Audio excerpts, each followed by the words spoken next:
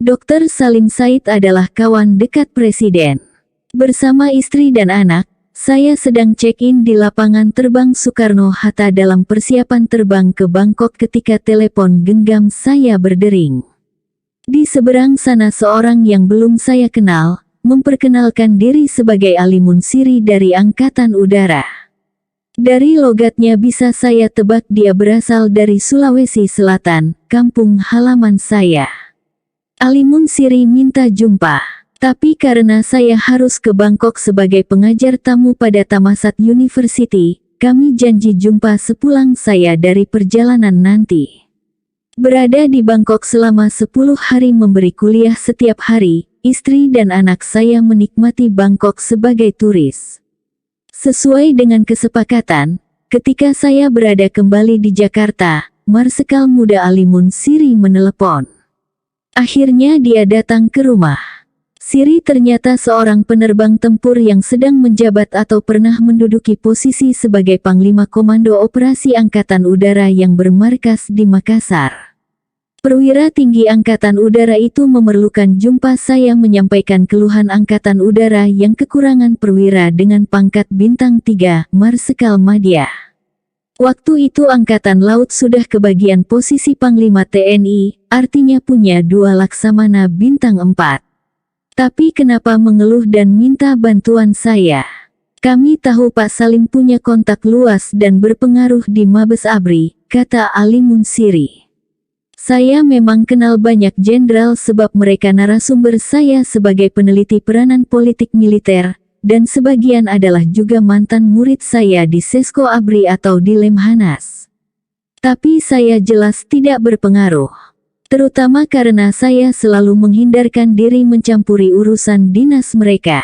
Begitu saya menjelaskan kepada perwira tinggi Angkatan Udara itu. Namun, akhirnya keluhan mereka saya sampaikan juga kepada Jenderal TNI Fahrul Razi, Wakil Panglima TNI. Rupanya informasi saya mendapat perhatian di Mabes TNI. Mereka lalu mencari jabatan yang memerlukan seorang berbintang 3. Yang mereka incar mula-mula adalah jabatan Komandan Sekolah Staf dan Komando TNI di Bandung. Tapi karena jabatan itu tiba-tiba diberikan kepada Letjen TNI Jajak Suparman, mantan Panglima Kostrat, jabatan bintang 3 itu lepas dari incaran Cilangkap. Kini jabatan yang masih mungkin diisi adalah Kepala Badan Intelijen TNI. Tapi posisi itu tidak lagi memberi bintang 3 bagi pemangkunya. Sementara itu oleh Cilangkap saya juga diminta membantu mencari perwira Angkatan Udara yang akan diproyeksikan mendapatkan pangkat bintang 3. Karena saya tidak tahu apa siapa dalam Angkatan Udara, saya hubungi lagi Ali Munsiri. Kami berjanji jumpa di klub persada milik Angkatan Udara yang terletak di dalam Kompleks Halim Perdana Kusuma. Pada suatu malam, lepas waktu buka puasa kami jumpa, Marsekal Muda Siri dan saya. Bersama Ali Munsiri, hadir pula Marsekal Muda Lan Santoso Halim Perdana Kusuma. Kemudian saya tahu itulah orang yang akan dipromosikan ke jabatan bintang 3. Seperti dengan mudah diketahui dari namanya, Lan Santoso adalah putra pahlawan nasional, Halim Perdana Kusuma.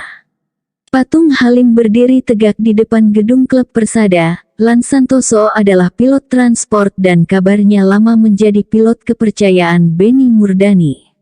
Artinya Lan adalah orang badan intelijen strategis yang dulu dipimpin Murdani. Sebagai orang intel Lan pernah ditempatkan oleh Beni sebagai atase pertahanan di Singapura. Saya tidak sempat bicara banyak dengan putra Halim Perdana Kusuma malam itu. Saya hanya menjelaskan, terpaksa terlibat dalam urusan ini karena permintaan Ali Munsiri. Sebagai orang sipil saya tidak suka mencampuri urusan internal tentara, kata saya.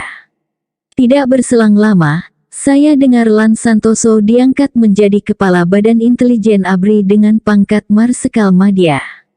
Promosi menjadi bintang 3 itu jelas sebuah hasil kompromi, sebab jabatan itu adalah posisi untuk bintang 2 saja. Jenderal TNI Zaki Anwar, seorang perwira intel kawakan dari Kopassus menduduki jabatan itu sebelumnya. Tapi karena sudah ditetapkan jabatan itu hanya posisi bintang 2, Zaki tidak mendapat promosi menjadi bintang 3 seperti Lance Santoso kemudian. Sampai pensiun Zaki tetap saja berpangkat Majen. Menarik untuk saya ceritakan bahwa dalam hidup saya, hanya sekali sempat jumpa dengan Lance Santoso. Hanya di klub Persada selepas buka puasa itulah. Tidak lama setelah Lance Santoso menduduki jabatan dengan bintang 3 di pundaknya, atas usaha Duta Besar Amerika di Jakarta, saya diatur mengunjungi Pentagon dan Kongres di Washington DC. Salah satu objek yang saya kunjungi di Pentagon adalah Defense Intelligence Agency, kantor Intel Pertahanan Amerika. Di sana saya mendapat taklimat panjang lebar mengenai sejarah, struktur organisasi, dan fungsi-fungsi DIA. Saya juga dibekali bahan-bahan mengenai struktur dan fungsi organisasi Intel tersebut. Rekomendasi Dubes Amerika di Jakarta atas diri saya waktu itu adalah, Dr. Salim Said adalah kawan dekat Presiden. Mungkin karena itu saya mendapat perhatian dan pelayanan khusus di Pentagon. Dihantar seorang kolonel Angkatan Darat, saya bertamu ke kantor Senator Patrick Leahy, seorang yang berkeras mempertahankan embargo senjata Amerika terhadap Indonesia. Saya tidak jumpa sang senator tapi sempat berdiskusi dengan stafnya yang berusaha meyakinkan saya, dia lebih tahu Indonesia dan pelanggaran HAM oleh TNI masih belum diselesaikan oleh pemerintah di Jakarta. Usaha saya meyakinkan mereka bahwa TNI sudah berangsur berubah, sama sekali mereka tolak. Tidak bisa berbuat apa-apa, saya pergi dengan mendongkol. Waktu pulang ke Jakarta saya berusaha menghubungi Lance Santoso untuk berbagi informasi sekaligus menyampaikan bahan-bahan tertulis yang saya bawa dari Pentagon. Sulit ditemui. Sampai hari ini, belasan tahun kemudian, lama setelah dia pensiun, saya tidak juga pernah jumpa Marsikal Madya TNI Lance Santoso.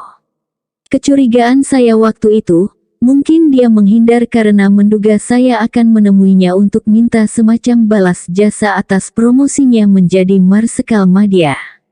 Angkat Fahrul Laksamana TNI Widodo Adi Sucipto, Kepala Staf Angkatan Laut, kemudian Wakil Panglima TNI sebelum menjadi Panglima TNI, adalah adik kelas saya di Sekolah Menengah Atas SMA Margoyudan Solo. Di Jakarta kami sering jumpa pada sejumlah reuni sekolah. Ketika Presiden Abdurrahman Wahid mengangkatnya menjadi Panglima TNI, menggantikan Jenderal TNI Wiranto, lewat telepon genggam saya segera menyampaikan ucapan selamat. Sebagai perwira Angkatan Laut pertama yang memimpin TNI, saya membayangkan betapa tidak mudah bagi Widodo mengelola TNI yang mayoritas anggotanya adalah Angkatan Darat dan yang sepanjang sejarahnya tidak pernah berada di bawah pimpinan perwira dari angkatan lain. Saya menyarankan agar Panglima baru TNI itu mempunyai wakil dari Angkatan Darat. Angkat Fahrul, seru saya lewat telepon genggam secara spontan, kepada Widodo. Mengapa Letnan Jenderal TNI Fahrul Razi? Saya sudah kenal lama dengan Fahrul. Dia orang baik, tidak macam-macam, dan mudah bekerja sama. Lagi pula Fahrul tergolong salah seorang Letnan Jenderal TNI Angkatan Darat tersenior waktu itu. Fahrul pernah menjadi Kepala Staf Umum ABRI dan sedang menjabat Sekretaris Jenderal Departemen Pertahanan. Tapi kemudian saya sadar, Widodo tidak punya wewenang mengangkat seorang wakil panglima. Kekuasaan mengangkat perwira untuk menduduki jabatan setinggi itu ada di tangan Presiden. Saya menelepon Menteri Pertahanan, Juwono Sudarsono, teman lama dan senior saya di Universitas Indonesia. Menurut Juwono, orang yang paling pantas saya hubungi adalah Menteri Luar Negeri Alwi Shihab, seorang yang sangat dekat dengan Gus Dur. Juwono juga bercerita bahwa Gus Dur pernah berkata kepada beberapa menterinya, kalau urusan tentara, tanya saja Salim Said. Saya menghubungi Menteri Luar Negeri Dr. Alwi Shihab. Setelah duduk soal saya jelaskan, dia berjanji membicarakan usul saya itu dengan Gus Dur. Selang beberapa hari, saya mendapat telepon dari Bapak Menlu. Dari atas mobilnya dalam perjalanan ke lapangan terbang Soekarno-Hatta pagi itu Dr. Alwi Shihab menyampaikan berita penting. Pak Salim, itu surat keputusan pengangkatan Frankfurt sudah ditandatangani Gus Dur. Alhamdulillah. Saya segera menghubungi Jenderal Fahrul. Sulit dicapai. Ada rapat di Departemen Pertahanan rupanya. Saya menelepon saja Majen TNI Sudi Silalahi yang saya harapkan bisa dengan segera menghubungi Fahrul. Saya pesankan kepadanya agar secepatnya memberitahu mengenai promosi Jenderal Fahrul sebagai Wakil Panglima TNI. Saya sendiri kemudian menghubungi Laksamana Widodo menyampaikan berita, seorang Jenderal TNI Angkatan Darat telah diangkat Gus Dur menjadi wakilnya. Ada telepon dari Luhut. Suatu hari saya sedang berada di Mabes TNI Cilangkap sebagai pembicara pada suatu seminar. Ketika seminar tentang reformasi itu selesai, istri saya sudah menunggu dalam mobil di tempat parkir. Ada telepon dari Luhut, katanya ketika saya masuk mobil. Luhut yang mana? Panjaitan atau Pangaribuan? Yang pertama jenderal dan menteri, yang satunya pengacara. Istri saya tidak tahu beda dua Luhut kenalan saya itu. Tapi kemudian telepon genggam saya berdering. Jenderal TNI Luhut Panjaitan yang bicara. Sidang kabinet memutuskan Anda menjadi penasihat militer presiden. Jangan ditolak, Bung, kata Luhut, Menteri Perdagangan pada kabinet Gus Dur. Tidak lama kemudian, telepon berdering lagi. Menteri Luar Negeri Dr. Alwi Shihab di ujung sana. Pesannya sama dengan kabar yang baru saya terima dari Jenderal Luhut. Nama Anda keluar dari mulut Gus Dur sendiri, kata Alwi. Selang beberapa menit, telepon berdering lagi. Dari teman lama saya, Dr. Ahmad Sujudi, Menteri Kesehatan yang juga baru keluar dari sidang kabinet. Pesannya sama. Saya diangkat menjadi penasihat militer presiden atas arahan Gus Dur sendiri. Ini betul-betul luar biasa, 3 menteri menelepon saya dalam rentang masa yang berdekatan. Waktu itu memang ada sedikit kekisruhan hubungan antara Gus Dur dan pihak TNI. Maka beberapa anggota kabinet sepakat mengusulkan kepada presiden untuk mengangkat seorang yang bisa memberi informasi dan pertimbangan mengenai soal-soal yang menyangkut hubungan pemerintah dan militer. Tanpa debat, Gus Dur bukan saja setuju, tapi malah langsung mengajukan nama calon, Salim Said. Begitu cerita Dr. Ahmad Sujudi beberapa hari kemudian. Tentu saja saya merasa amat terhormat dengan penunjukan sebagai penasihat urusan hubungan militer itu. Tapi yang lebih menarik untuk saya ceritakan, sampai Gus Dur dilengsarkan oleh MPR beberapa bulan kemudian, saya tidak pernah menerima pemberitahuan resmi, apalagi surat pengangkatan dari kantor kepresidenan. Dengan kata lain, saya tidak pernah menjadi penasihat urusan militer Presiden Abdurrahman Wahid. Suka berkunjung ke gua-gua tidak mudah menemukan presiden pada zaman modern ini yang dalam masa singkat kekuasaannya berhasil memecat sejumlah pimpinan tentaranya, di samping sibuk melakukan bongkar pasang kabinetnya. Rekor dalam bidang pecat-memecat yang demikian itu berada di tangan Presiden Abdurrahman Wahid. Sebagai peneliti peran politik militer, saya sekarang hanya akan memusatkan perhatian pada aktivitas presiden memecat para pemimpin militernya sementara kesibukan Gus Dur mengutak-atik kabinetnya pada kesempatan lain saja kita bicarakan. Pemecatan yang pertama dan amat dramatis dan kontroversial adalah Jenderal TNI Wiranto yang dicopot dari jabatan Menko Polkam. Tentang kontroversi dan kekisruhan di sekitar pemecatan Jenderal Wiranto itu, dalam buku saya Soeharto's Armed Forces telah secara panjang lebar saya huraikan.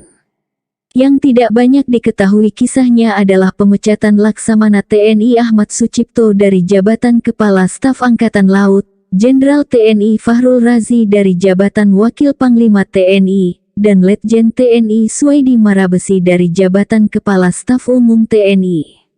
Perlu diingat bahwa di samping berita pemecatan para jenderal dan laksamana tersebut, berita yang juga hangat dalam pembicaraan di masa itu adalah besarnya peran sejumlah orang di sekitar Bapak Presiden.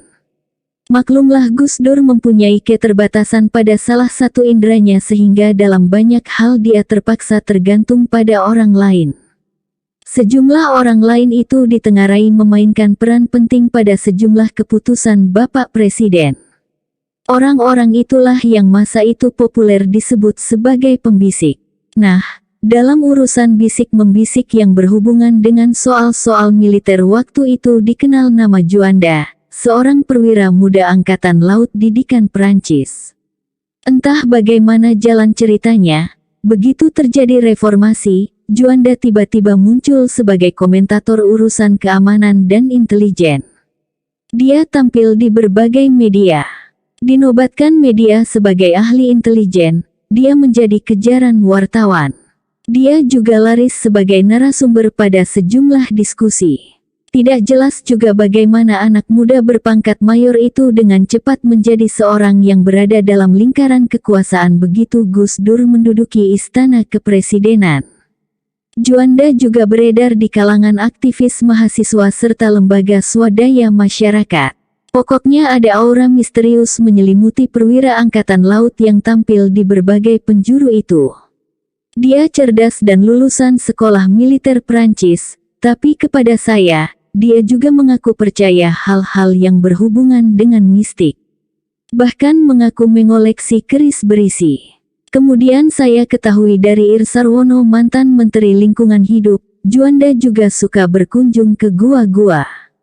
Dan penyakitnya yang serius mula-mula diduga kanker yang akhirnya mengantarkan kematiannya dalam usia muda. Menurut seorang dokter, besar kemungkinan disebabkan oleh virus tertentu yang memang hanya hidup pada gua-gua lembab tersebut.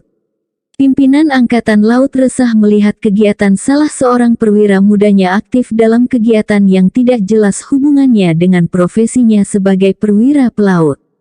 Para petinggi intelijen militer memberi perhatian kepada kasus Juanda. Mereka semua sadar Juanda seorang perwira yang sangat cerdas, tapi sebagai tentara dia sepertinya punya inisiatif macam-macam dan berjalan sendiri jauh di luar jalur komando unitnya sebagai perwira. Sulit dikendalikan oleh Angkatan Laut, Kasal Ahmad Sucipto kemudian merelakan Juanda dimanfaatkan oleh Badan Intelijen TNI yang waktu itu di bawah pimpinan Letjen TNI Tiasno Sudarto. Tapi tidak lama kemudian, Tiasno menghubungi Laksamana TNI Sucipto menyampaikan kabar Juanda tidak berhasil dikendalikan dan kini mayor itu sudah beredar lagi di kalangan Gus Dur di istana. Saya kemudian mendapat informasi yang menyebut Juanda juga berperan sebagai penasihat bagi Menteri Luar Negeri, Dr. Alwi Shihab, di samping kesibukannya di Sekretariat Negara. Bukan penasihat, tapi memang sering datang ke kantor saya memberi masukan-masukan dan perkiraan-perkiraan intelijen, kata mantan Menlu Alwi Shihab sekian tahun kemudian. Menurut Alwi, masukan-masukan Juanda pada umumnya berbau teori konspirasi. Analisisnya aneh, penuh dengan cerita mengenai negara-negara dan orang-orang yang mengancam keamanan Indonesia. Dia juga menyampaikan nama orang-orang yang harus diwaspadai. Kalau masukan Juanda saya percaya dan pakai, maka Indonesia dan saya pribadi akan punya banyak musuh. Apakah ada posisi struktural Juanda dalam lingkungan Gus Dur? Tidak ada. Dia hanya teman yang sudah kenal Gus Dur sebelum menjadi presiden. Sejak lama Juanda memang suka mendatangi Gus Dur menyampaikan sejumlah info dan analisis intel. Tapi informasi dan analisisnya aneh-aneh saja, jelas Alwi selanjutnya. Kewalahan mengelola Mayor Juanda, Mabes Angkatan Laut menempatkan perwira didikan Prancis ini sebagai komandan kapal perang KRI Patimura berada di bawah Komando Armada Timur yang bermarkas di Surabaya. Tujuan menempatkan Juanda di kapal, memberi kesempatan kepadanya mendapatkan pengalaman sebagai komandan dan sekaligus menjauhkannya dari hiruk-pikuk politik Jakarta. Begitu kemudian penjelasan seorang laksamana yang mengatur personalia di Mabes Angkatan Laut waktu itu. Juanda ternyata tidak betah di laut. Dia meninggalkan penugasannya dan kembali beredar di Jakarta.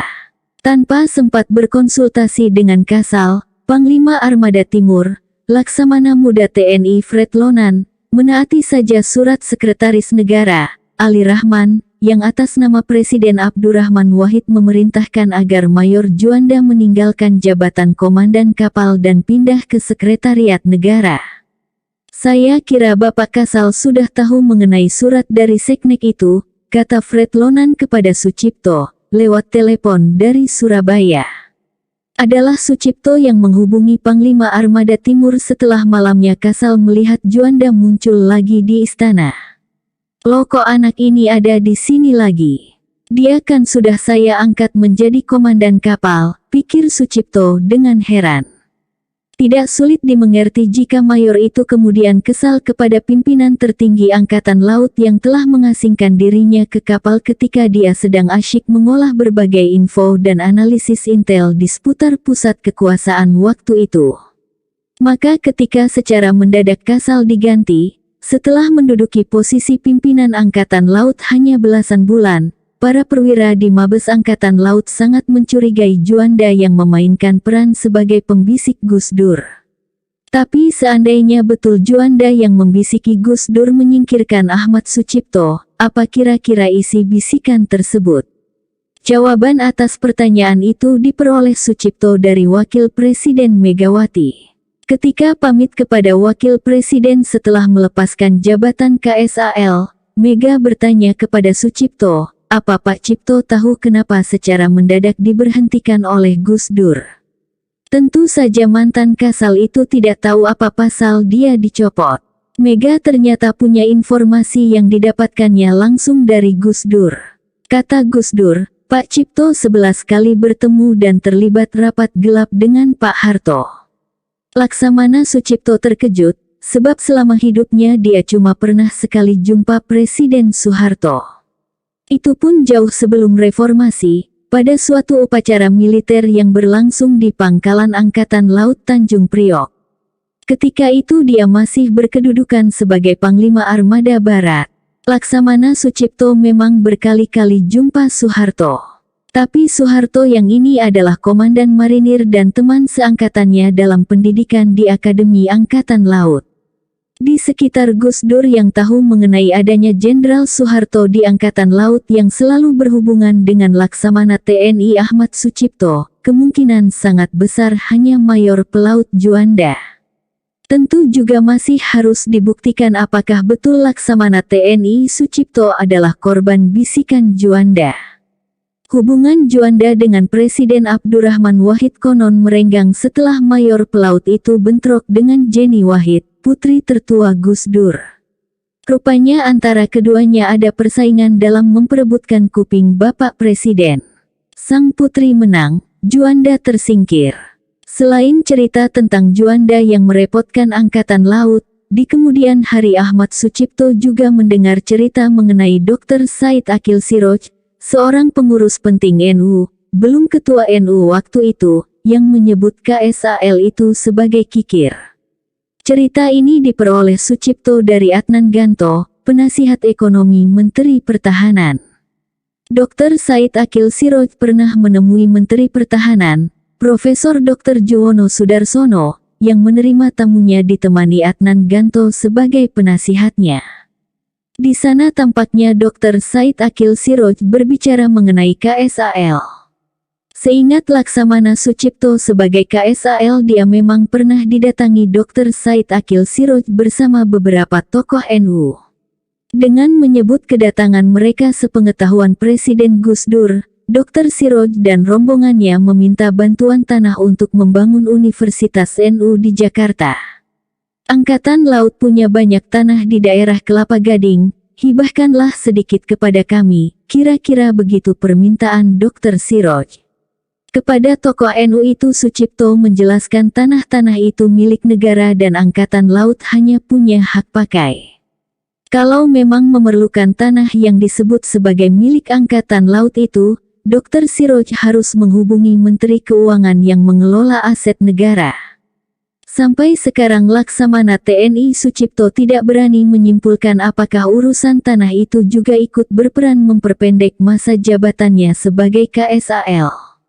Pelengseran Jenderal TNI Fahrul Razi ceritanya sedikit agak canggih.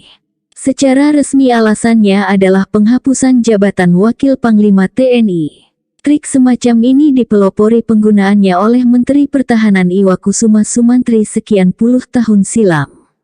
Menhan Iwa menghapuskan jabatan Kepala Staf Angkatan Perang Kasab yang diduduki oleh Jenderal TB Simatupang dengan menggunakan PP nomor 35, tanggal 2 November tahun 1953. Berdasarkan keputusan tersebut Jenderal Mayor TNI, setingkat dengan Brigjen sekarang, pertama Indonesia pasca pengakuan kedaulatan itu, kehilangan jabatan. Karena tidak ada posisi lagi baginya dalam angkatan perang, pada tahun 1954 Simatupang pensiun dini dari dinas militer. Kalau hitungan dimulai sejak tahun 1945, masa terbentuknya Angkatan Perang Indonesia, maka masa dinas militer TB Simatupang hanya 9 tahun. Fahrul Razi lebih beruntung sebab dia sudah bertugas dalam TNI selama 32 tahun sebelum akhirnya, secara tidak langsung, diberhentikan dari jabatannya oleh Presiden Abdurrahman Wahid. Tapi masa jabatannya sebagai Wapang TNI hanya hitungan bulan. Alasan pemberhentian itu adalah informasi yang dipunyai Gus Dur yang menyebut Jenderal TNI Fahrul Razi sebagai orangnya Wiranto. Dan karena Wiranto sudah lebih dahulu disingkirkan, maka giliran Fahrul menyusul. Saya kebetulan kenal dekat Fahrul sejak dia baru saja berpangkat kolonel. Orangnya baik, mudah dihubungi, asyik diajak bicara tapi punya pendirian teguh sebagai seorang perwira. Ketika Wiranto diangkat oleh Presiden Soeharto menjadi Panglima ABRI, saya mencium sikap Fahrul yang kecewa dengan pengangkatan seorang mantan ajudan menjadi Panglima ABRI. Seorang senior Fahrul malah secara terbuka menyatakan perasaan kesalnya mengenai pengangkatan para mantan ajudan dan mantan pengawal Soeharto sebagai pimpinan ABRI. Seperti diketahui, Wiranto adalah Panglima ABRI kedua yang mantan ajudan. Sebelum itu, beberapa tahun sebelumnya ada Tri Sutrisno. Dengan pengalaman dan pengamatan itu semula saya terkejut ketika beredar cerita penyingkiran Fahrul karena dianggap Gus Dur sebagai orangnya Wiranto. Ketika Fahrul menjadi Wakil Panglima TNI, Wiranto sudah lama berada di luar jajaran militer aktif. Waktu itu kami para pemerhati politik pada umumnya yakin keputusan Gus Dur itu lagi-lagi bersumber pada kreativitas para pembisik. Dalam hal Gus Dur memecat para jenderalnya, kisah yang paling mengasyikkan adalah yang menyangkut Letjen TNI Suwaidi Marabesi, jabatan terakhir Kepala Staf Umum TNI.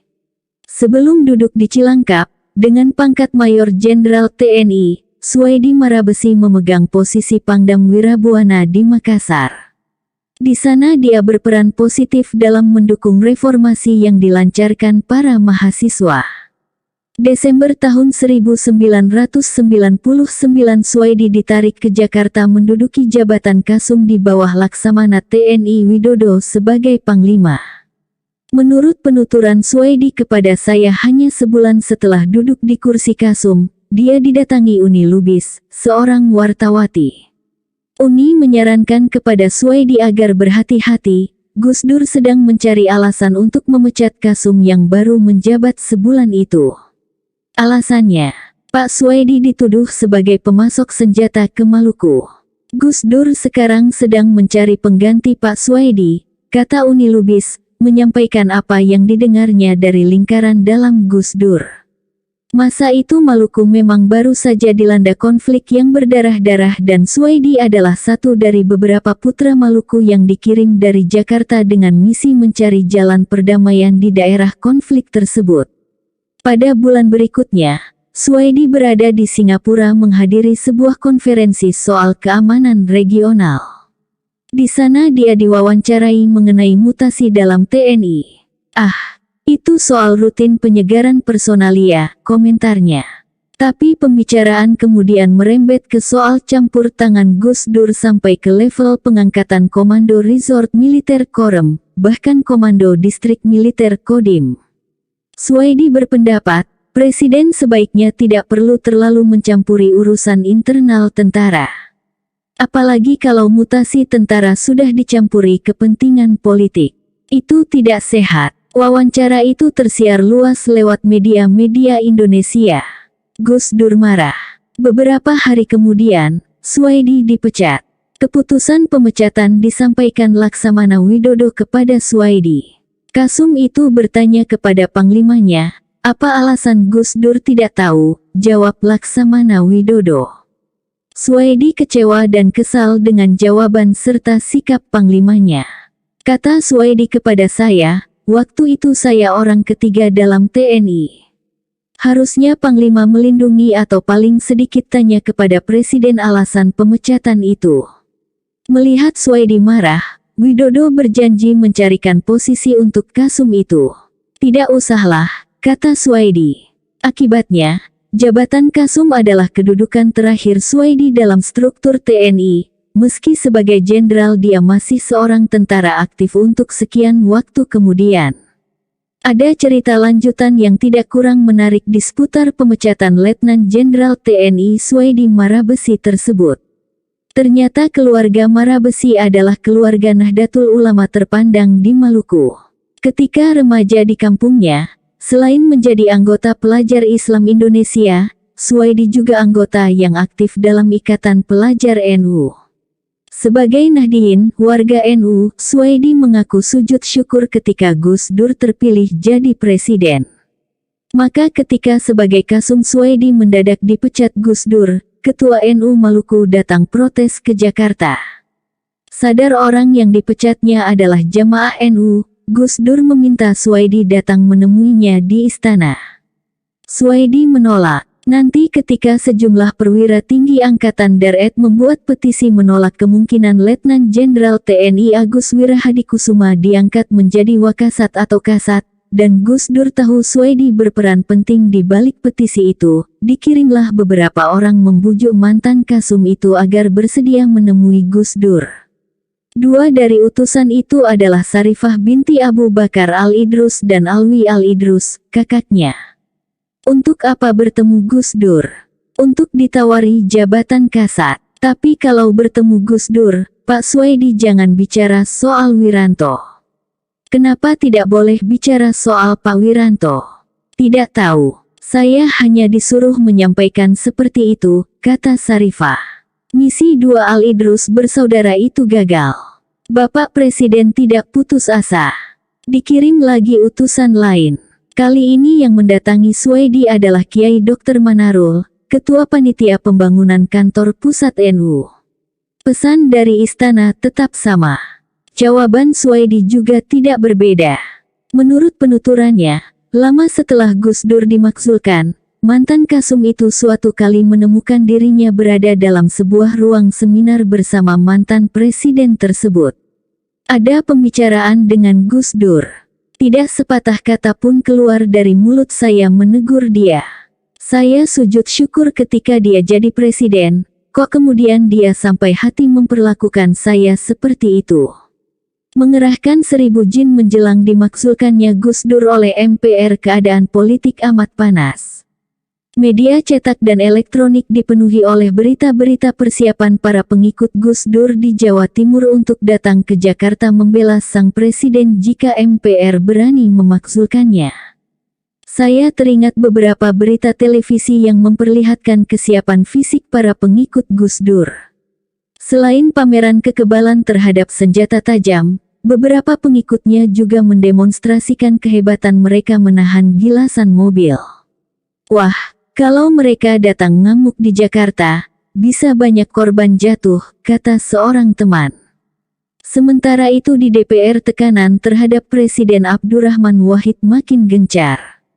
Kasus yang jadi bahan perdebatan adalah kecurigaan korupsi kepada Gus Dur lewat skandal dana dari Bulog Gate dan sumbangan dari Sultan Brunei Gate. Menghadapi tekanan politik di DPR, muncul gagasan Gus Dur mengeluarkan dekret pembubaran DPR dan MPR. Gagasan tersebut membuat keadaan politik tambah kalut dan keamanan berpotensi terganggu. Selain mengancam dengan dekret, Gus Dur juga mengancam mengerahkan 1000 jin untuk ikut mempertahankan dirinya. Gus Dur juga menyebut sejumlah wilayah Indonesia akan melepaskan diri dari Negara Kesatuan Republik Indonesia jika dirinya dimakzulkan. Beberapa hari sebelum sidang istimewa pemakzulan Gus Dur oleh MPR, saya diundang makan siang di kediaman resmi Kepala Staf Angkatan Darat waktu itu, Jenderal TNI Endriartono Sutarto. Makan siang itu dihadiri juga oleh Majen TNI Joko Subroto, Inspektur Jenderal Angkatan Darat, dan Brigjen TNI Abdul Qadir Besar SH, Paman Endriartono yang juga mantan Sekjen MPRS di bawah Ketua MPRS Jenderal TNI A.H. Nasution. Yang jadi topik pembicaraan pada makan siang itu, TNI harus berbuat apa jika muncul huru-hara pada saat para pengikut Gus Dur menyerbu Jakarta menggagalkan sidang MPR pemakzulkan sang presiden. Jawab saya, kalau polisi kewalahan, TNI sebaiknya mengambil alih kekuasaan buat sementara dan menyiapkan pemilu yang harus diadakan 6 bulan setelah memadamkan huru-hara tersebut. Pendapat saya didukung Jenderal Abdul Qadir Besar. TNI tidak boleh berpangku tangan jika negeri ini kacau, kata Pak Qadir. Berikut ini cerita Jenderal TNI Endriartono Sutarto mengenai ketegangan dan kekalutan politik serta persoalan-persoalan yang muncul dalam tubuh TNI pada hari-hari tersebut. Keterangan Jenderal TNI Endriartono Sutarto di bawah ini adalah hasil wawancara kami pada tanggal 4 Januari tahun 2013 di Jakarta. Barangkali orang pertama yang mendengarkan rencana Presiden mengeluarkan dekret adalah saya. Itu hari Sabtu, beberapa bulan sebelum sidang istimewa MPR yang memakzulkan Gus Dur. Melalui ajudan Presiden saya diminta datang pagi-pagi menemani Gus Dur jalan pagi di halaman istana. Saat makan pagi Gus Dur menyampaikan bahwa bila proses pemakzulan berjalan terus dia akan mengeluarkan dekret. Saya diminta mengatur fraksi TNI agar DPR tidak melanjutkan upaya pemakzulan tersebut. Terus terang saya kaget mendengar kemungkinan ada dekret pembubaran DPR dan MPR. Waktu itu kita baru saja masuk alam demokrasi. DPR dan MPR merupakan wakil dari partai-partai. Kalau saja partai-partai tidak menerima maka akan terjadi konflik sosial yang sangat berbahaya. Saya hanya mengingatkan Bapak Presiden bahwa fraksi TNI hanya satu dari 4 fraksi di DPR. Kami tidak menjamin bisa mempengaruhi fraksi-fraksi lain. Keesokan harinya, Gus Dur mengadakan sebuah pertemuan yang dihadiri Wapres Megawati, Menko Polkam Susilo Bambang Yudhoyono, Panglima TNI Widodo AS, Kapolri Bimantoro, Kepala Staf Angkatan Laut, Udara dan saya sebagai KSAD. Marsilam Simanjuntak dan beberapa menteri lainnya juga hadir. Pada kesempatan itu Gus Dur menyampaikan hal yang disampaikan kepada saya sehari sebelumnya, rencana mengeluarkan dekret.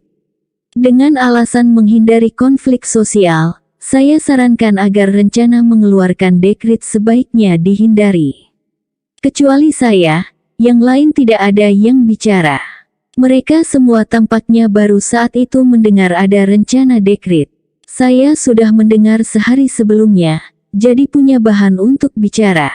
Silakan saja pikir kembali, saran Gus Dur. Tapi beliau mengaku akan tetap mengeluarkan dekret.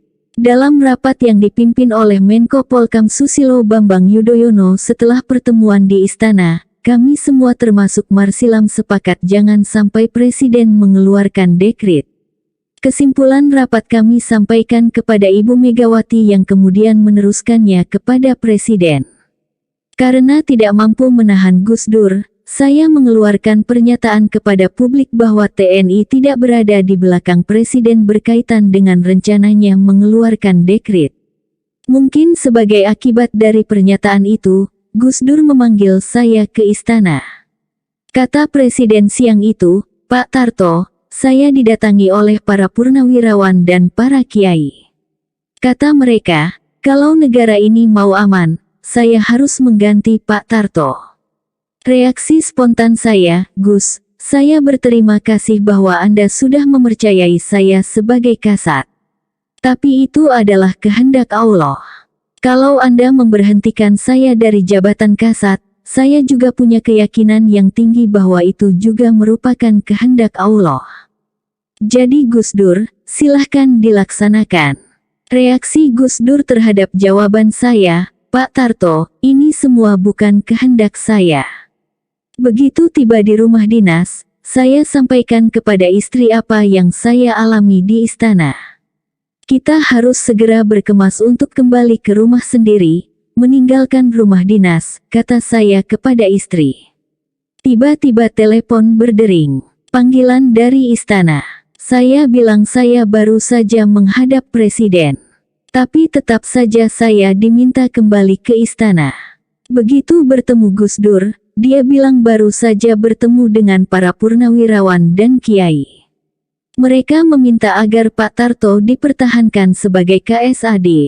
Jarak antara dua pertemuan saya dan Gus Dur hanya sekitar 1 jam. Suatu kali saya mendapat telepon dari Sekretaris Militer Marsikal Madya TNI Budi Santoso yang menyampaikan pesan Gus Dur. Katanya, kalau saya bersedia mendukung dekret, saya akan diangkat menjadi Panglima TNI. Jawaban saya kepada Sesmil, kalau saya jadi Panglima justru nanti saya semakin punya kekuasaan mencegah keluarnya dekret. Tapi akhirnya pemaksulan memang tidak bisa dihindarkan setelah dekret keluar. TNI tidak bisa membela Gus Dur sebab proses pemaksulannya konstitusional. Pada zaman Gus Dur, satu hal yang disesalkan TNI adalah mudahnya akses bermacam-macam orang masuk ke istana.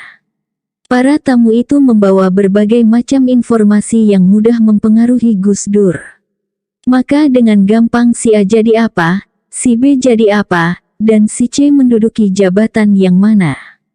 Orang kemudian berlomba-lomba mencari akses ke istana. Bagi militer ini merusak hierarki.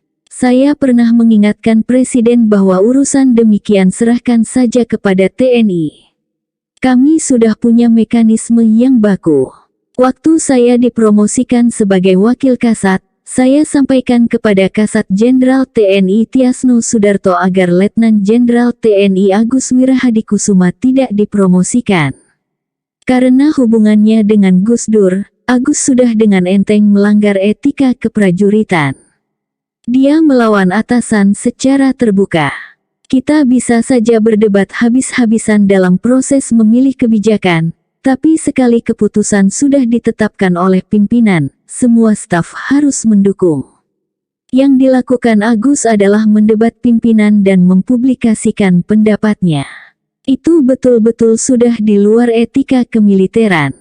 Saya tidak bisa tetap berada dalam TNI dengan mereka yang sudah tidak memegang etika militer. Dia atau saya yang harus keluar dari Angkatan Darat.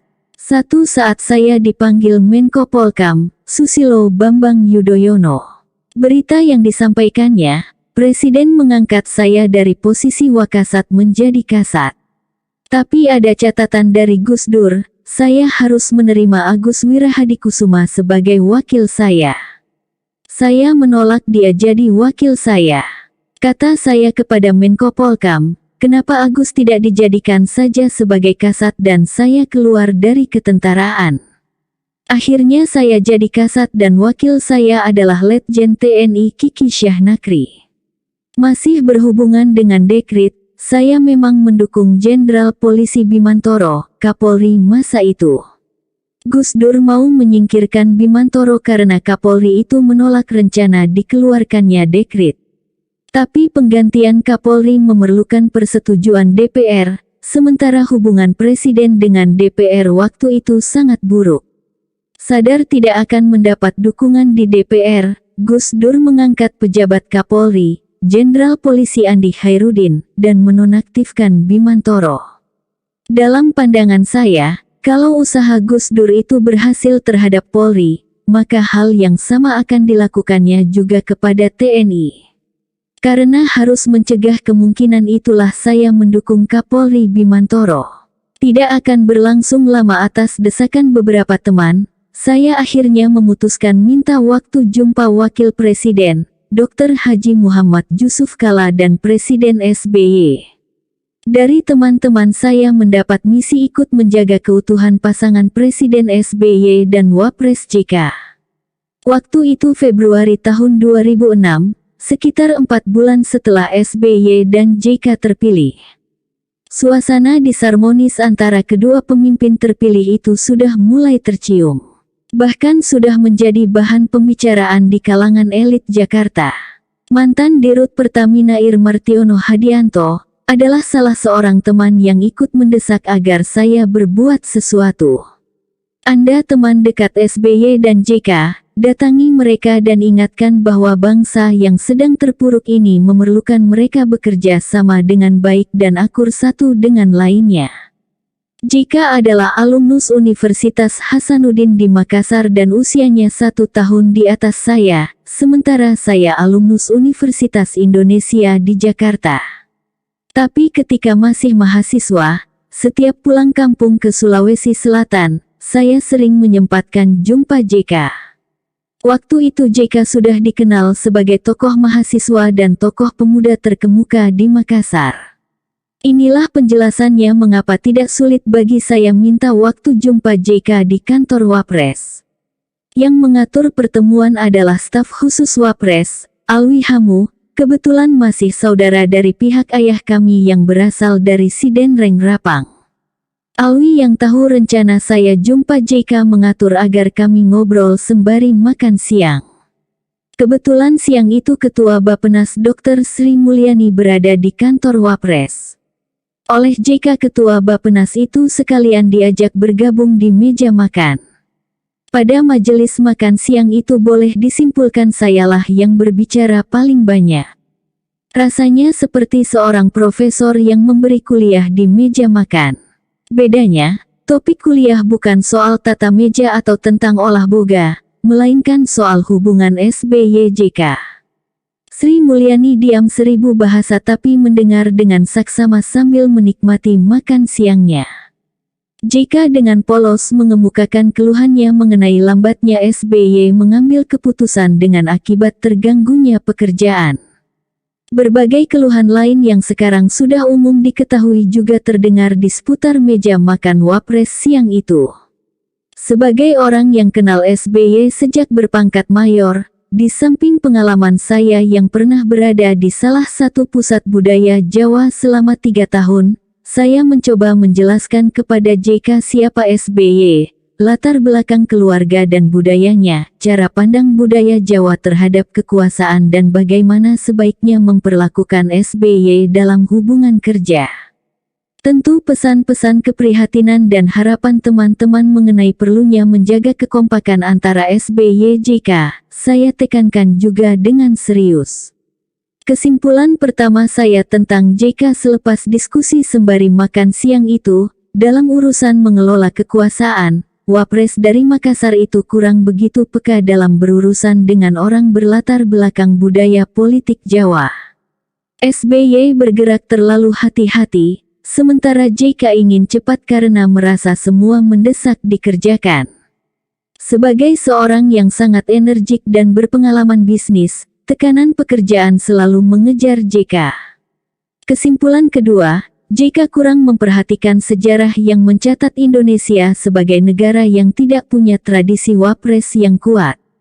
Wapres di Indonesia pada praktiknya adalah betul-betul hanya memenuhi persyaratan konstitusi dan tugasnya tidak lebih dari pembantu presiden dan bekerja jika sang presiden kebetulan memerlukan bantuan wakilnya. Sikap dan posisi presiden seperti inilah saya duga yang mengakibatkan Muhammad Hatta meninggalkan Soekarno pada tahun 1956. Selanjutnya, untuk waktu lama Soekarno memerintah tanpa Wapres.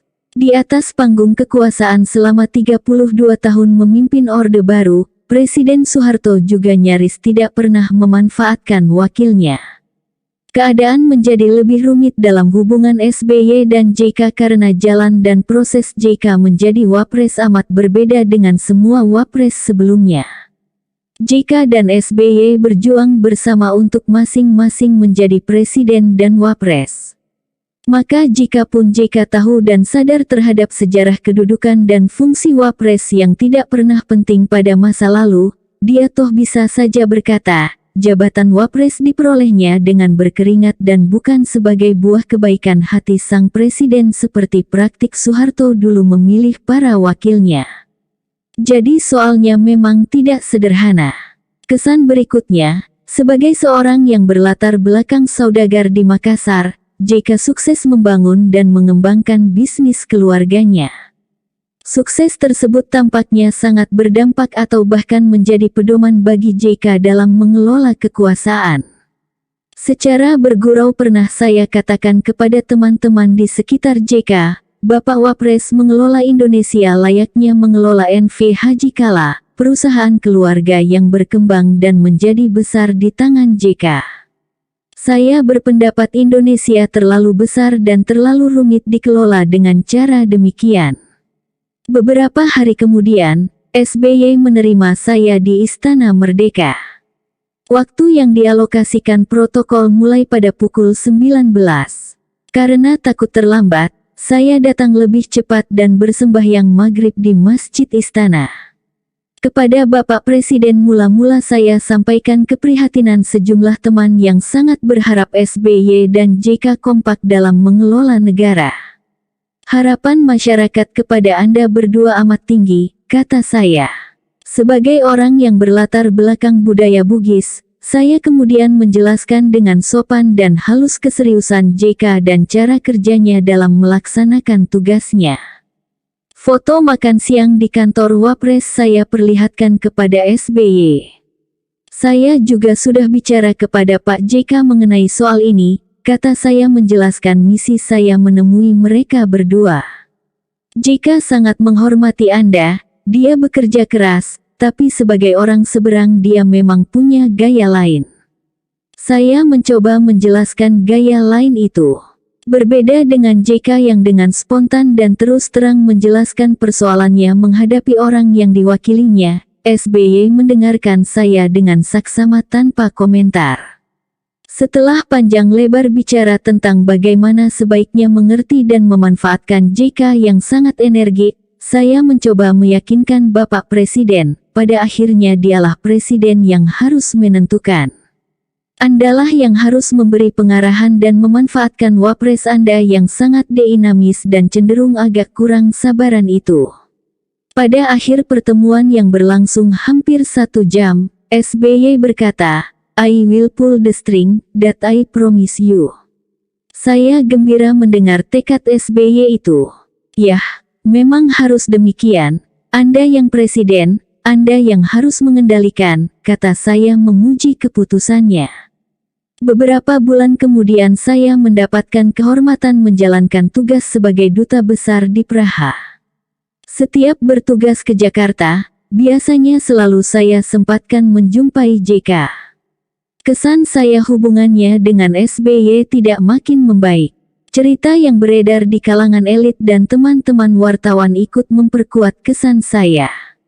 Dari lingkaran dalam SBY saya juga mendapat informasi yang mengarah kepada hubungan mereka yang tidak akan berlangsung panjang. Artinya SBY akan maju ke masa jabatan kedua dengan cawapres yang lain. Dalam suatu pertemuan dengan SBY di Cikeas menjelang pencalonan pasangan presiden, saya sudah sampai pada kesimpulan, kimia SBY JK memang tidak cocok.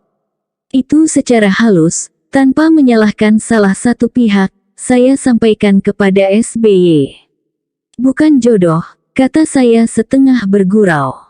Menurut pengamatan saya, JK terlalu besar untuk jabatan Wapres, tapi masih harus dilihat apakah dia oleh rakyat dianggap cukup besar dan pantas dipercayai menjadi presiden.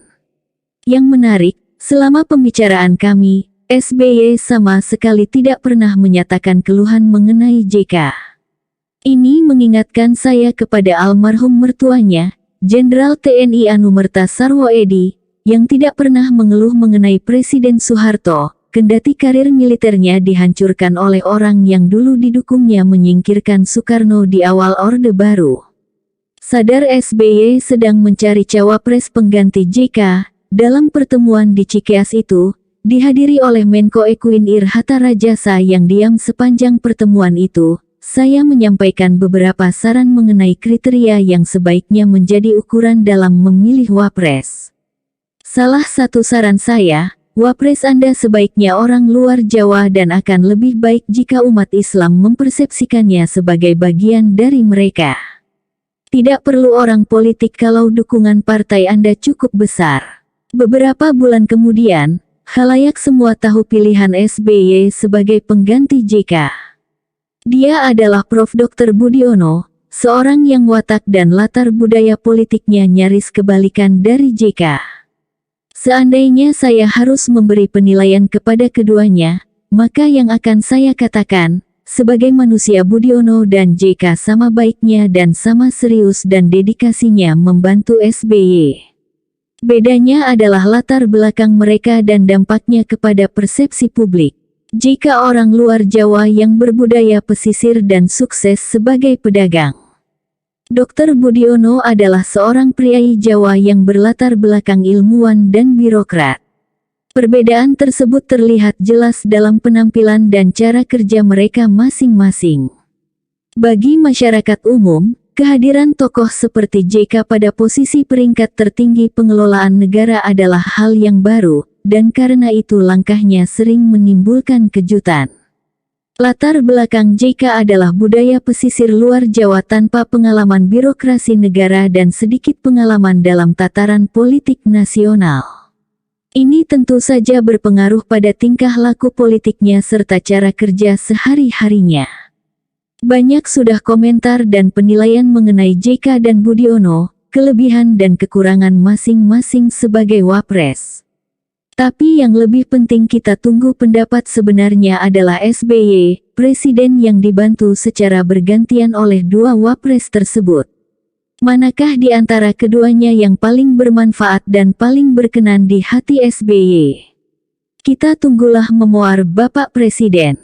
Epilog ketika Prof. Dr. Salim Said bicara tentang pengalaman dan kesaksiannya. Catatan Dr. Anhar Gonggong.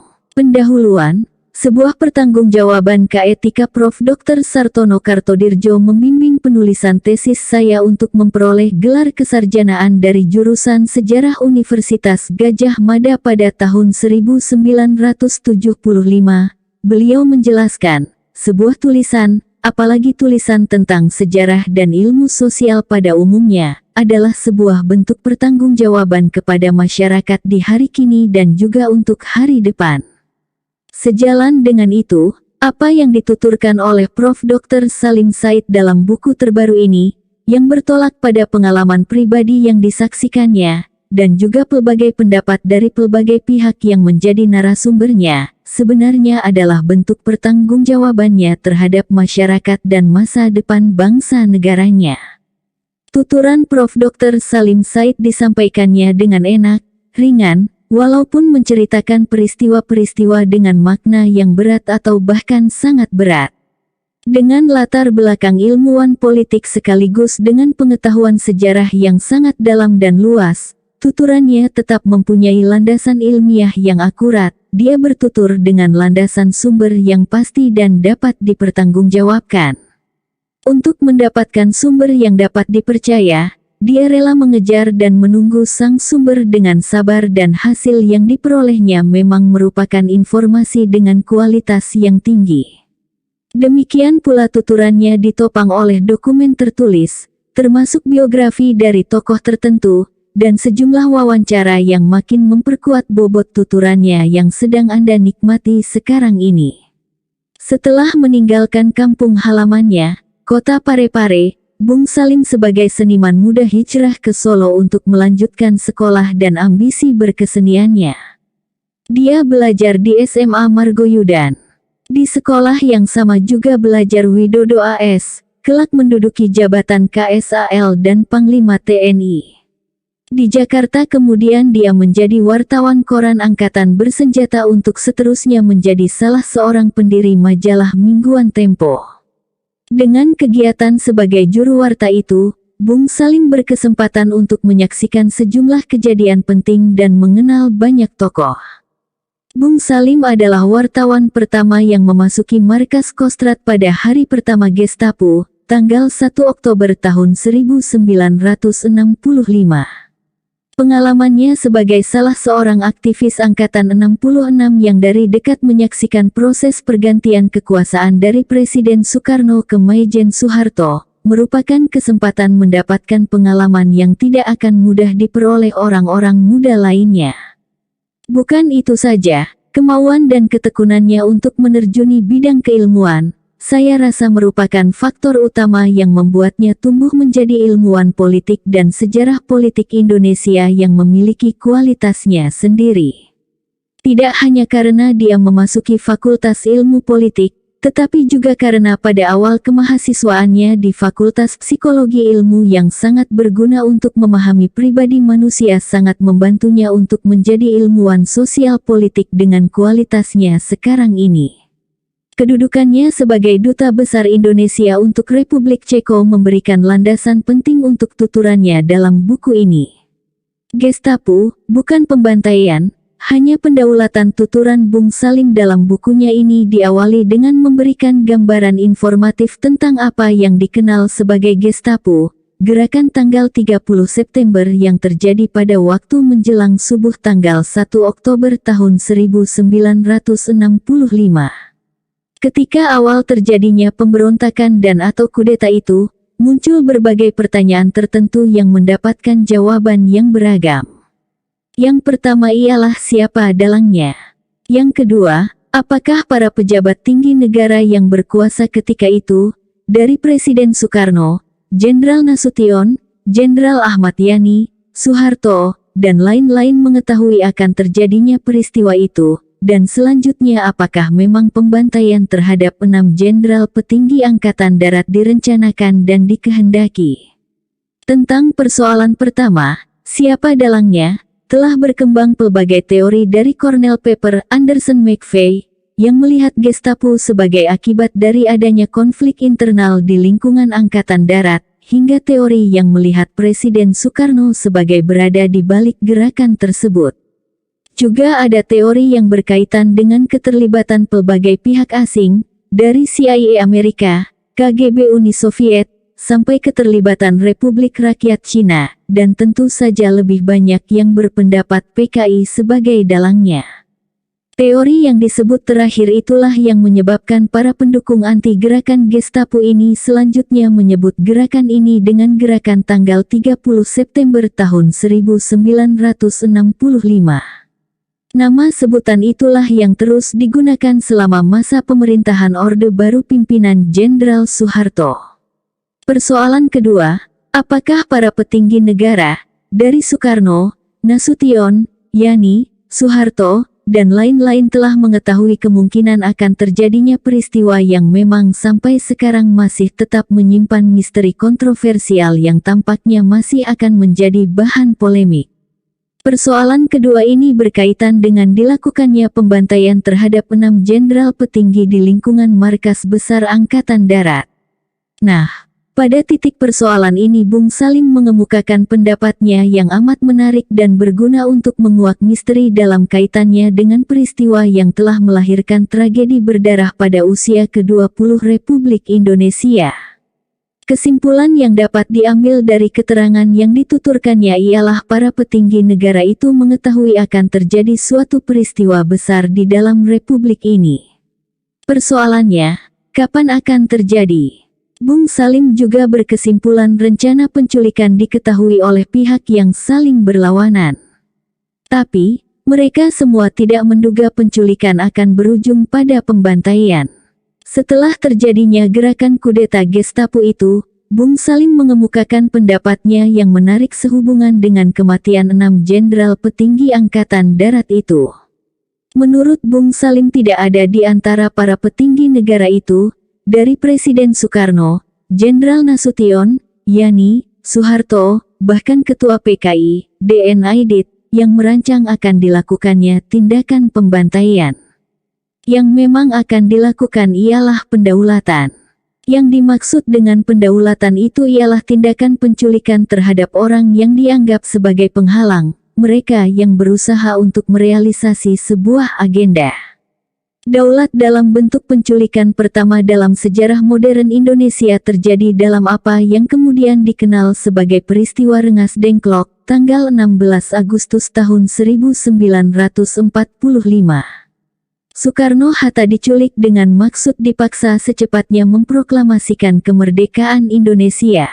Soekarno-Hatta kemudian dipulangkan ke Jakarta tanpa dicederai sedikitpun. Peristiwa pendaulatan kedua dilakukan terhadap diri Perdana Menteri Sultan Syahrir oleh kekuatan oposisi yang menolak kebijakan untuk melakukan perundingan dengan imperialisme Belanda yang hendak mengembalikan kekuasaannya di Hindia Belanda. Kedua contoh pendaulatan itu tidak mengakibatkan pembantaian, sebagaimana yang dilakukan oleh Gestapo di Lubang Buaya. Pertanyaannya, mengapa ada rencana pendaulatan sebelum terjadinya kudeta Gestapo itu? Kembali Bung Salim menunjukkan kemampuan analisisnya dengan mengajukan latar belakang situasi persaingan para tokoh di sekitar Presiden Soekarno. Titik sentral perputaran kekuasaan memang ada pada Soekarno sebagai presiden, panglima tertinggi ABRI, pemimpin besar revolusi, dan penyambung lidah rakyat. Dalam membangun kekuatan penopang kekuasaannya, tentu saja Presiden Soekarno harus melakukan usaha dan mendapat dukungan dari Angkatan Darat. Pada mulanya, Bapak Presiden menampakkan kepercayaannya kepada Jenderal Nasution yang pernah diberhentikannya dari jabatan KSAD akibat peristiwa tanggal 17 Oktober tahun 1952, di mana TNI meminta Presiden untuk membubarkan parlemen yang memang bersifat sementara dan di dalamnya banyak tokoh federalis. Presiden Soekarno menolak tuntutan itu dengan alasan dirinya adalah seorang demokrat. Dalam perkembangannya kemudian, di mata Presiden Soekarno, Jenderal Nasution berangsur tampil makin kuat sehingga sang presiden merasa terganggu dalam melaksanakan agenda politiknya. Ketakutan itu makin membesar karena tampaknya TNI Angkatan Darat menolak gagasan Nasakom yang dikembangkan Soekarno sebagai alat pemersatu bangsa yang pluralistik ini. Sejak peristiwa pemberontakan PKI di Madiun September tahun 1948, Angkatan Darat senantiasa melihat Partai Komunis Indonesia sebagai musuh yang tidak bisa dipercaya. Berkeyakinan sikap Angkatan Darat bisa dilunakkan jika Jenderal Nasution tersingkir dari posisi KSAD, Soekarno melakukan rekayasa politik dengan cara istilah yang digunakan oleh Bung Salim, menendang ke atas KSAD ke posisi tanpa jalur komando. Dengan mendudukkan Nasution sebagai kepala staf angkatan bersenjata, jenderal berpangkat tertinggi masa itu tidak lagi memiliki kekuatan yang dapat membahayakan Bapak Presiden.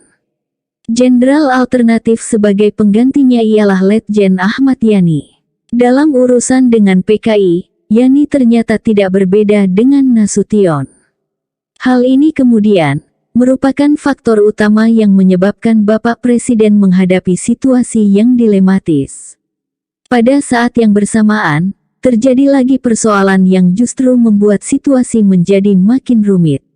Ini karena Bapak Presiden dalam mengangkat Kasau, yang dipilih adalah Laksamana Udara Omar Dhani.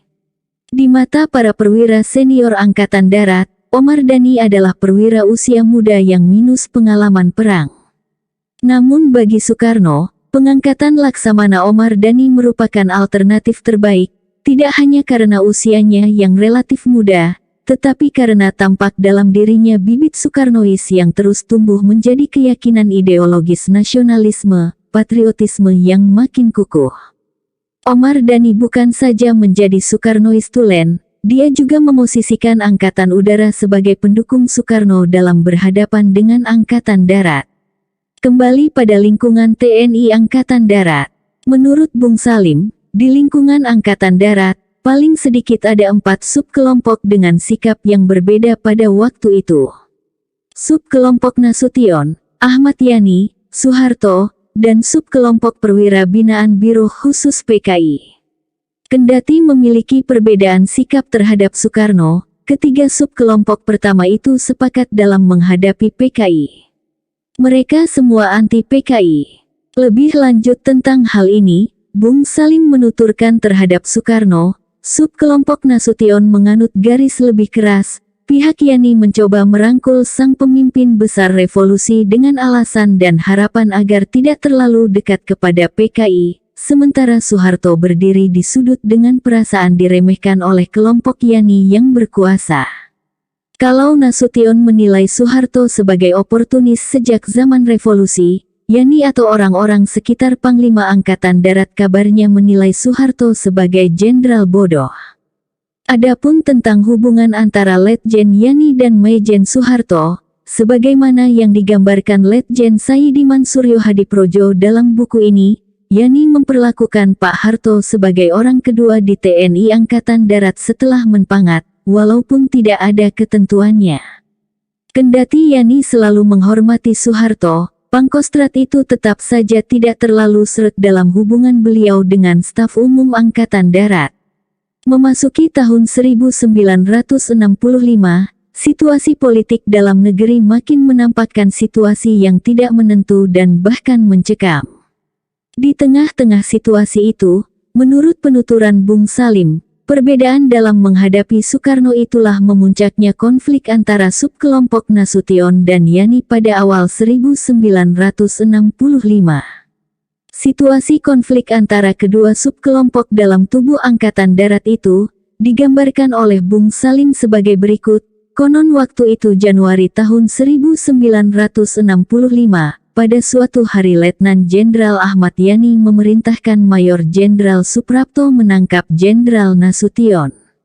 Perintah yang tampaknya dimaksudkan untuk menunjukkan loyalitas Yani kepada Soekarno itu dibatalkan secara mendadak beberapa hari kemudian, sehingga bentrok antara pendukung masing-masing kubu yang nyaris terjadi, berhasil terhindarkan. Rencana penangkapan Jenderal Nasution yang ketika itu berkedudukan sebagai Menko Hankam Kasab dapat digagalkan karena sejumlah jenderal senior seperti Jenderal Sarbini, Jenderal Soeharto, Jenderal R. Sudirman, dan Jenderal Basuki Rahmat beramai-ramai menentang rencana Yani tersebut. Kembali pada pembicaraan judul ini, tentang dari daulat ke pembantaian, kalau mengacu pada periode awal kemerdekaan, pendaulatan dalam arti sinonim penculikan, maka maknanya ialah menyingkirkan saingan, tetapi tidak untuk dibunuh atau dibantai. Dalam arti penculikan yang terjadi pada awal kemerdekaan itu, memang hanya Dr. Muwardi, tokoh karismatik dari Partai Murba, didirikan oleh tokoh Marsis Trotskis, Tan Malaka, yang diculik dan hilang, dan sampai sekarang tidak diketahui lokasi kuburannya.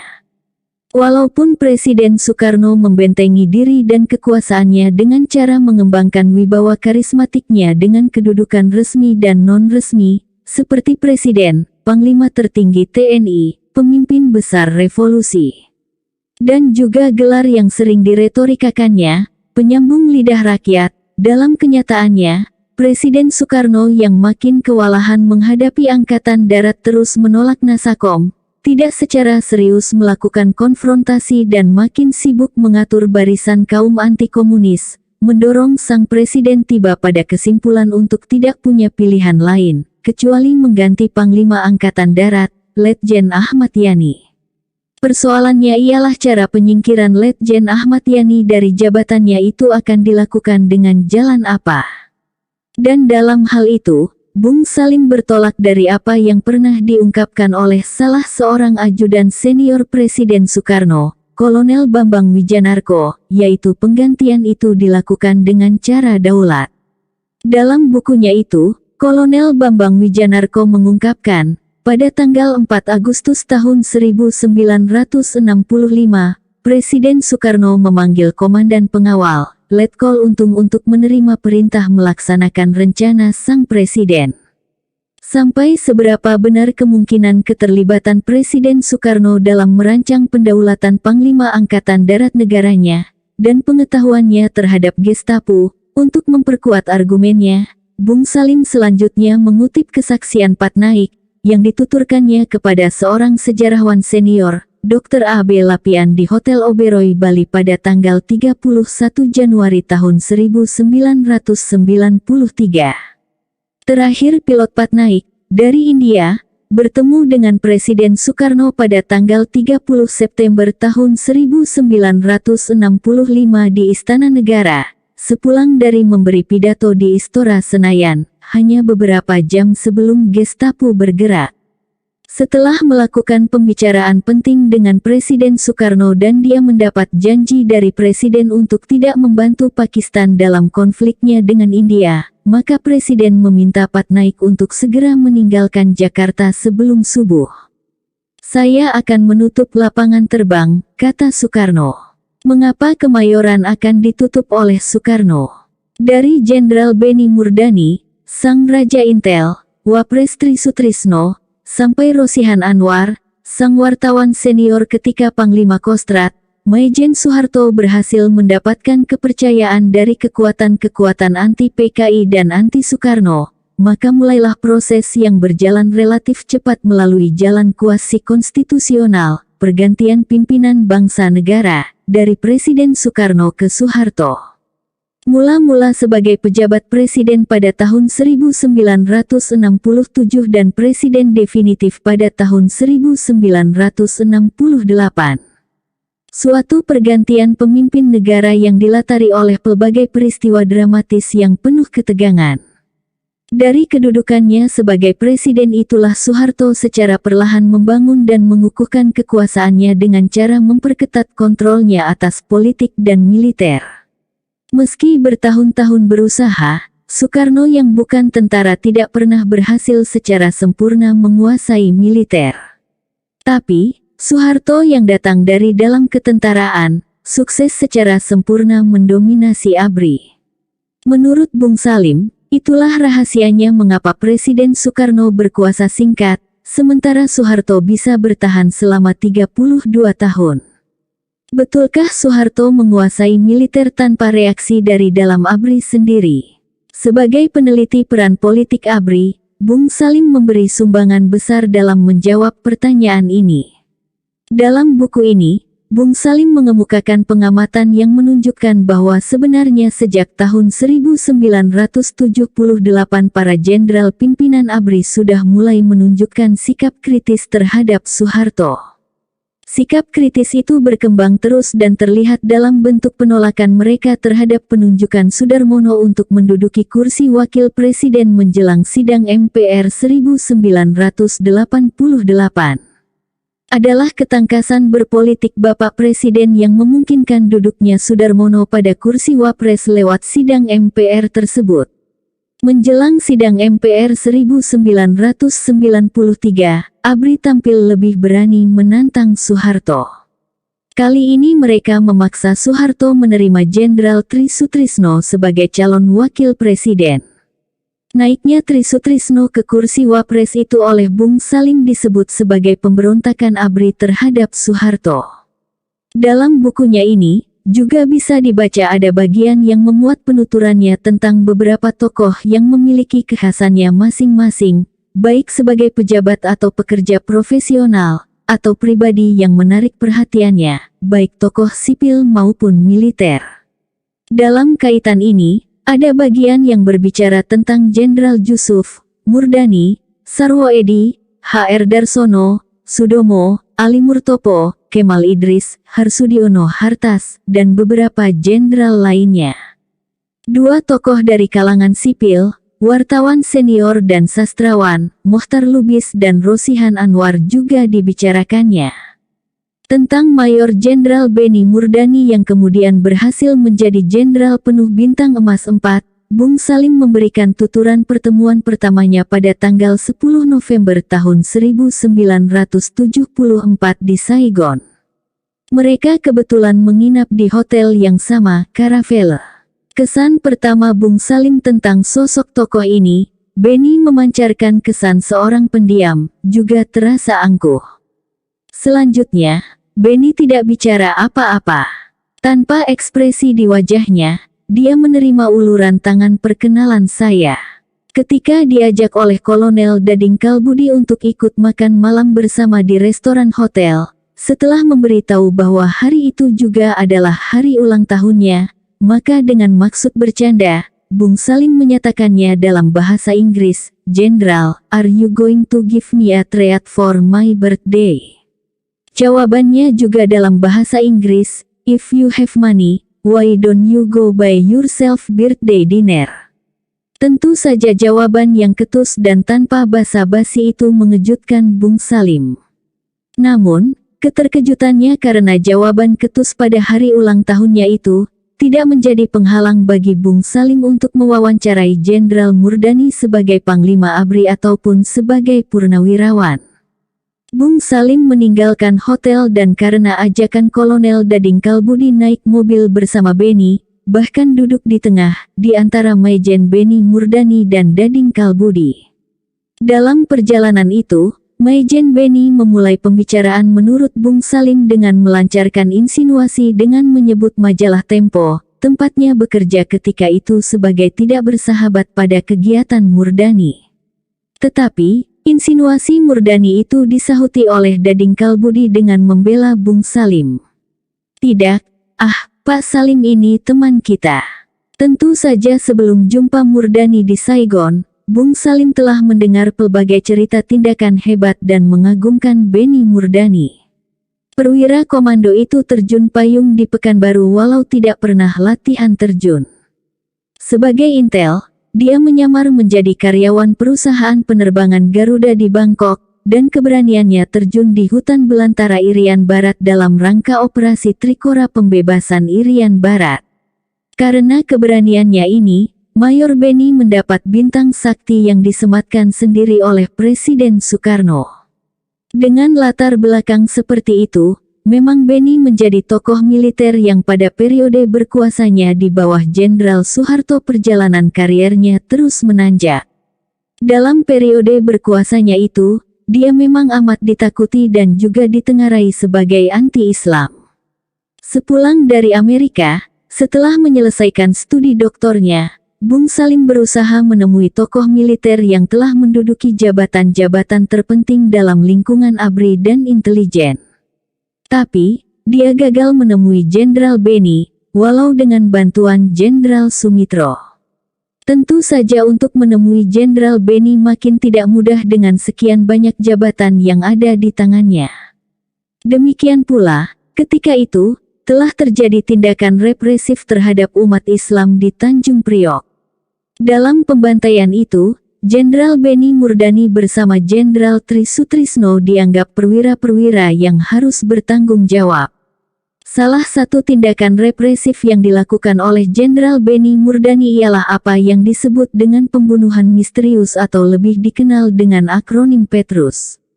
Aksi pembasmian preman itu berasal dari tindakan Komandan Kodim Kota Madya Yogyakarta, Letkol Muhammad Hasbi.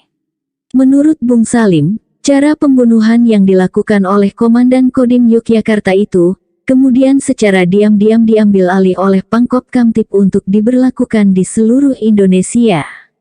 Tentu saja tindakan dalam bentuk Petrus itu menimbulkan rasa takut di kalangan tertentu warga masyarakat. Mereka takut bisa jadi sasaran Petrus. Reaksi luar negeri juga mulai terlihat dan tentu saja mengganggu posisi pemerintahan. Itulah sebabnya Pangkop Kamtib Jenderal Beni Murdani mengadakan jumpa pers. Tentu saja Jenderal penguasa keamanan ketertiban itu menyangkal tindakan Petrus itu dilakukan oleh aparat negara, melainkan karena perang antar kelompok geng kriminal. Tetapi, kebohongan Jenderal Beni Murdani dan Kepala Polisi Kapolri Jenderal Anton Sujarwo belakangan terkuak melalui keterangan Presiden Soeharto yang termuat dalam memoarnya. Soeharto mengakui keterlibatan pemerintah dalam pembantaian tersebut.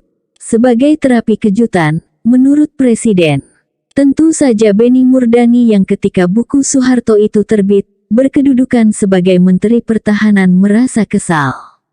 Menurut Bung Salim, dia merasa dipermalukan oleh atasannya.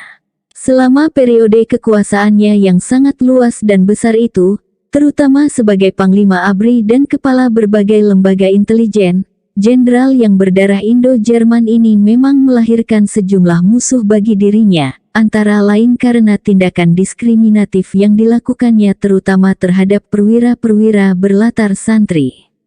Tentang hal ini, Bung Salim mengutip bagian artikel seorang ahli Indonesia dari Amerika, William Liddell, yang menulis pada Journal of Asian Studies, Murdani yang mengumpulkan di sekitarnya kaum abangan, orang-orang Kristen, dan kaum yang berlatar belakang minoritas, mendorong banyak kaum santri dalam ABRI percaya bahwa mereka tidak mungkin bisa naik ke posisi puncak. Tentang pelbagai hal yang berkaitan dengan perkembangan hubungan antara Presiden Soeharto dan Panglima ABRI-nya, Jenderal Beni Murdani, Bung Salim Said banyak mendapat informasi dari mantan Pangkop Kamtib, Jenderal Purnawirawan Sumitro. Sumitro memberi informasi bahwa hubungan Beni dengan Soeharto perlahan memburuk setelah Beni menjadi Pangap. Sumitro mengaku sebenarnya tidak sepakat dengan keputusan Soeharto mengangkat Beni menjadi Pangap menggantikan Jenderal Yusuf. Saya sarankan agar Beni dijadikan dulu Pangkowilhan, jangan langsung jadi Pangap. Saran Sumitro itu tentu ada alasannya, yaitu Jenderal Beni tidak punya pengalaman teritorial. Tetapi saran Jenderal Sumitro, yang pernah menjadi pembantu dekat Presiden Soeharto sebelum peristiwa Malari 1974, ditolak oleh Bapak Presiden. Dan Jenderal Beni Murdani pun menduduki jabatannya dengan kekuasaan yang sangat kuat meski jabatan militer tertinggi yang pernah didudukinya hanya Komandan Batalion RPKAD dengan pangkat mayor. Dalam posisi penting Murdani sebagai Pangap serta sejumlah jabatan lainnya itu, Sumitro memberikan kesaksiannya. Tuturan Bung Salim Said tentang hal itu sebagai berikut, Beni Murdani menurut Sumitro, bukan saja dipercaya memimpin intelijen sembari menjadi Panglima ABRI, melainkan juga terus dibebani kesibukan sebagai security officer yang bertugas menjaga keamanan Soeharto dan keluarganya.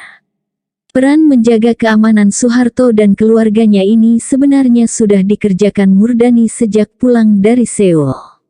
Dalam melaksanakan tugas demikian itu, sebenarnya Beni lebih sebagai seorang kepala bodyguard daripada seorang kepala intel. Dalam perjalanan posisinya sebagai Panglima ABRI, kepala intel, dan penjaga keamanan Soeharto dan keluarganya, Jenderal Beni Murdani melakukan suatu langkah untuk menyentuh kesadaran dalam diri Presiden Soeharto agar merenungkan batas waktu kekuasaannya, termasuk batas waktu kedudukan kepresidenannya yang sampai saat itu masih dikuasainya.